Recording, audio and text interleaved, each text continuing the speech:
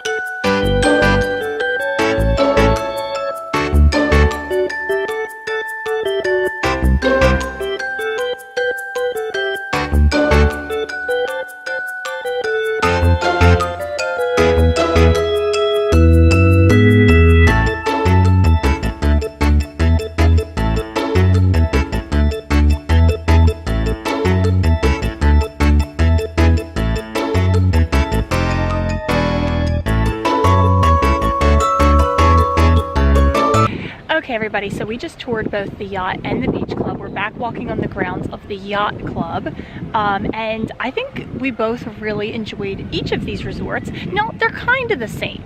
They're kind of the same thing. They do share pools, I believe, and you do have to have a magic band that proves you're staying at them in order to get into these pools because people love them. The pirate ship slide and the sand bottom pool at the beach club, I mean, that's pretty special. So you can't just come here to visit. If you really want to access those pools, you are going to have to stay for at least a night to get yourself access to them.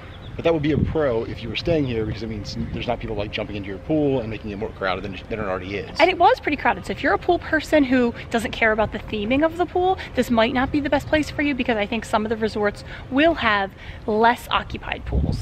Are there any other pros you want to go over? Dining, I think, is a pretty big pro. The yacht club has the new Ale and Compass restaurant, which I haven't heard very good things about yet, to be quite honest, but I do think, you know, things are in the beginning stages, so you have to give it time to work the kinks out. They do have Yachtsman Steakhouse, which I can't wait to try one day. It's expensive, but awesome. It is definitely expensive. It's a splurge meal. And then Beach Club has the Cape May Cafe, which is a character buffet for breakfast only. I don't believe they serve lunch, and they have a seafood heavy dinner. So that could be a real big bang for your buck if you're a big seafood fan, like crab legs and whatnot. But they do serve different seafoods on different nights of the week. So definitely, if you have your heart set on like Alaskan king crab legs, something like snow crab legs, I don't know. I'm not really a crab leg fan, but if you are, then you should definitely find out what day they're serving what. And you can usually find that on the Disney website in the dining reservation sections under Cape May Cafe. Helpful tip. And they also have Beaches and Cream, which if you're in there for like a cheap hot dog and hamburger, it's gonna be good. And they have the infamous kitchen sink, which is like way more ice cream than even like 4 people can probably eat. And it seems like just normal ice cream too, because I saw a lot of people walking around with ice cream cones. Oh yeah, you don't have to get the kitchen sink. They also have the Noe Jose, which is peanut butter ice cream, which people like rave about. I don't like peanut butter, so I'll save it all for you. I think for me the biggest pro of the whole place is just you're in the whole boardwalk area, which is really nice, lots of restaurants, and you're sandwiched in between Epcot, which you can walk to, and I think the boats to Hollywood Studios. So you're really getting, like, I think you're getting some of the same value you'd get like a Contemporary if Magic Kingdom was your favorite. Here, if Hollywood Studios or Epcot are your favorite, I think you're getting that same perk. Yeah, absolutely. I think location can't be underestimated. I do think that you're paying for location here and you're paying for pool access here. And dining is great too. The lobbies were small, but I would say intimate. Like, I wouldn't say teeny tiny, I would say intimate.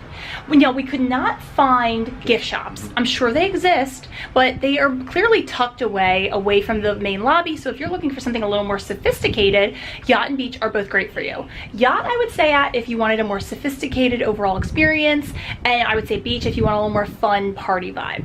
And I think the reason the gift shops were probably more tucked away is they both seem to really push their dining like right center, right as soon as you walked in, and we saw the Ale and Compass right away, which I was stunned by. Like, the colors were beautiful. Yeah, they do have lounges too. Yeah, whereas usually when I walk into one of these, even the deluxes, you see their gift shop right away. These, you immediately saw their dining options. That's a really, really good point. I hadn't thought of that. Just a different way so out. Would you pay deluxe prices to stay here? Yeah, so it'd be that so far it would be, and we've only explored like 4 other deluxes. I would stay, I guess I can view them as the same resort. Yeah, they're pretty much the same. I'd say either one. They felt very similar to me, and I think You did say yacht though earlier. I like the colors more in yacht. And I like the colors more in beach. I actually like the beach exterior, so I like the blue of the beach exterior, but I like the inside of the yacht club. I like that makes sense. They have like nicer flooring. Yeah. It feels like really nice hardwood floors. Yeah. I guess the lobby's a little nicer for my taste too, and it does have the restaurants that appeal to me more. And I would say at Beach, I do like the colors better. I like the party atmosphere a little bit better if I'm on vacation. I don't want like a stuffy kind of environment, which you could argue yacht is a little stuffy maybe. But for me, Beach, also because it's just that much closer to the entrance of Epcot. Although I guess you could argue Yacht's a little bit closer to the entrance of Hollywood Studios. So and Yacht's closer to the boats. Like when you walk out of Yacht. That's true, Yacht is closer to the boats. When you walk out of Yacht, you walk directly straight forward to like a lighthouse that has the boats. Yeah. But I think ultimately we're giving Yacht and Beach Club big, big thumbs up. Yeah, it's 10 for me. It's 10 in terms of theming, and I think it's access to dining, and Epcot's my favorite, so if you don't want their dining, you can still walk to all the dining options in Epcot through the international side, which is a little quieter too. All right, you heard it here. Let's continue our tour. Welcome to Disney's World Resort. I can't wait to show you around this deluxe property. It's gonna be fun.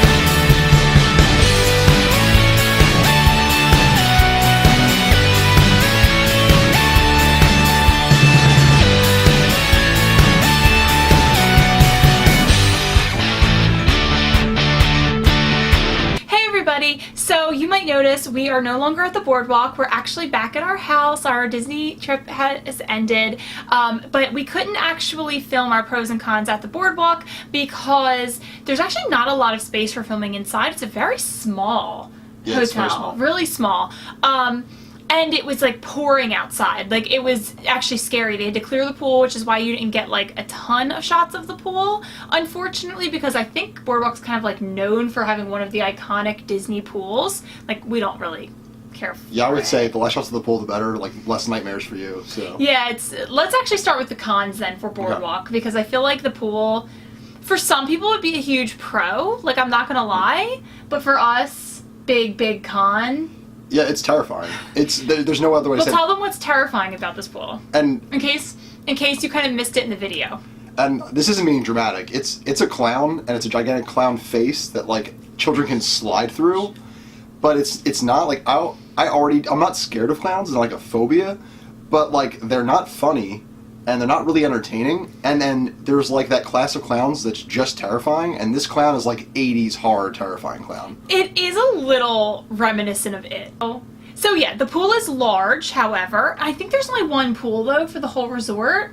Yeah, but I mean the resort's pretty small, so it's probably enough. Yeah, that's probably true. And they do have a really nice drink station. So if you want to take some nice Instagrams at the pool, you could just sit at, I think it's Leaping Libations. It looks like a big carousel house. That actually looked really nice. You could just like avoid the clown. But some people might like the clown. It's just, it's a little nightmare inducing, I think. I guess if maybe you have nostalgia because like you went to like a Ringling Brothers circus as a kid, you might really enjoy the pool. I would think that's maybe who it's for. Okay, other cons. I think the size, and that sounds strange coming from me because I love Port Orleans French Quarter in the moderate category, and one of the reasons I love it is because it's smaller. Boardwalk does not feel like a deluxe resort to me. It doesn't have the sprawling architecture and landscape that I look for with spending those big bucks.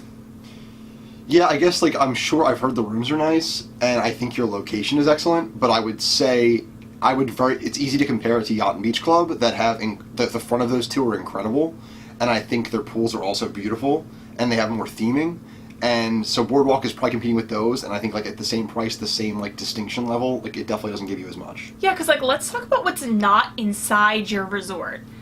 Dining is not inside your resort. They think they have a lounge and that's it. A gift shop, like a real legitimate gift shop, is not in your resort.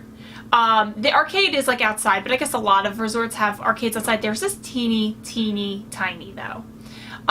So I just feel like it's lacking some of the basic things that really make something a great deluxe resort.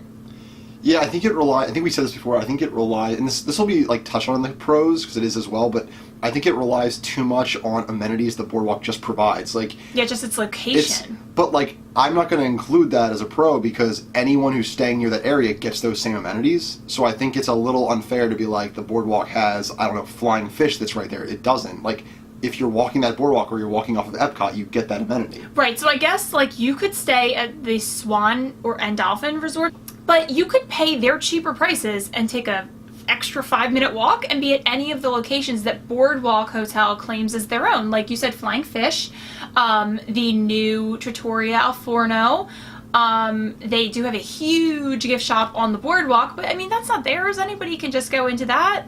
Like, so even though Boardwalk, I will say pro, it's gorgeous inside. It's actually one of the nicer lobbies. The lobby's phenomenal. I think it's like classically beautiful. Yeah. And I guess old seashore side kind of decorations. And I guess I don't know during peak seasons like how many rooms are booked, but I guess like if I was ever going to say, you are still in that very prime area that I think is one of the best places in Disney. So if you were ever in a situation where you really want to stay deluxe and maybe there were like Yacht and Beach Club are booked, or you just prefer that side of the boardwalk, then you should definitely book it. I mean, I would say like if it's that important to you. Yeah, I guess ultimately I think it just comes down to, would you pay deluxe prices to stay there? No, there's a lot of other deluxe options that I think are much better. I would also say no. To me, the Boardwalk is one of my lowest ranking resorts because honestly, we toured every single Disney property other than Shades of Green, because that's for military members and their families, and we don't fall into that category. But it just was one of the least memorable to me. I love the location right by Epcot. The boardwalk itself, the actual boardwalk, not the hotel, like the wooden boardwalk, is gorgeous. But the hotel itself is not memorable. There's been times I've walked by there where we were just there just to eat or just to see that area, and I wasn't thinking about it. Mm-hmm. And if you told me later we walked by it, I was like, did we? Because And he stayed at the boardwalk as a kid. Mm-hmm. And we liked it. Like, so I think the boardwalk is probably more charming than it appears, but how you feel is that, like, you can just not be a guest somewhere and just go to see somewhere, and it just doesn't ring memorable. I would also not take my kids there. Like, I kind of feel that way about all the boardwalk properties, actually. Like, I just feel like they're a little more adult. Like, I would only take my kids to the Swan and Dolphin staying there. So if you're, like, looking for a place to take your kids, I just don't think it's fun enough. I just think it's not a deluxe issue for me. It's the fact that I just don't think it's super kid-friendly. And so if you're, like, adults, or if you have teenagers, that might appeal to you more. It just doesn't, like, scream kid-friendly Disney vacation to me, and I'm not saying you have to stay at a value resort to get that either. It just doesn't feel Disneyfied to me. It does feel very classy, very charming, but that's about it. Now, have we covered any pros? Like, I don't... Yeah, I think we said it's gorgeous, it's charming, it has a great location. For some people, the pool would be a pro. And then if you want to go onto the boardwalk, you do have great dining. You do have a huge... what's it called? Gift shop. You can see street performers at night. You can see, this is a new one, you can see illuminations from the boardwalk, although you can do that without staying at the boardwalk as well. And that's about it. Like, I think those are a good amount of pros. It was the only hotel that we toured that I easily found the workout room. So if working out on your vacation is important to you, that could be another pro. As a question, if this was to come to, like, a moderate price... I was worried you were going to ask that. If you're like, all right, everything else in that area, beach and yacht club, they are deluxe, and we go, boardwalk is now moderate price, does that vault it up for you, or do you still think the cons are significant enough that you would be like, no, it being moderate doesn't change my opinion? In a world where the Swan and Dolphin is still available for a moderate price, I would stay at the Swan and Dolphin over a moderately priced boardwalk. But let's imagine they don't exist. Then would I rather stay at the deluxe priced yacht and beach, or would I rather stay at the moderate priced boardwalk? I would rather stay at the moderate priced boardwalk. Okay. It's nice. It's not bad. I don't want to convey that it's bad. It's just not really my taste. But if it was moderately priced, which would probably bring it down $250 per night or so, that would be very much worth it to me. I just don't think it's worth the deluxe price tag. But I do think it's telling that you're still ranking something like the Swan and Dolphin above it. I really like this one. Oh, I mean, they're beautiful. But I mean, I think... So the price is clearly an issue, but you still think even at moderate price it's not giving you some insane value. No, I wouldn't find that to be insanely valued, except for, again, the location. And that's why I would stay there. The location is really the number one thing. But I would say ranking the boardwalk for what it is, for the price it is, on a scale of 0 to 10, 10 being I absolutely have to stay there, and 0 being you would have to pay me $1,000 a night to stay there, where would you rank the boardwalk? I give it a 1. Here's what I'm going to say. Oh, that's rough. That's like, what, they have to pay you like $800 a night to stay there? No, I guess the reason I'm giving it a 1 is simple. I was just thinking to myself as you were saying that, if I had 100 Disney trips, this would not be one of my stays in 100. I'd rather repeat a bunch of my favorites. Oh, wow. So, like, I guess I'm not, like, critiquing it. I just think there are a lot of beautiful Disney resorts that we've reviewed and are still reviewing. And I think I'd rather stay at some of them, like, 5 times than make my first boardwalk stay. And I would probably give it a 5. Like, I would just say totally mediocre, middling, doesn't strike me as horrible or great.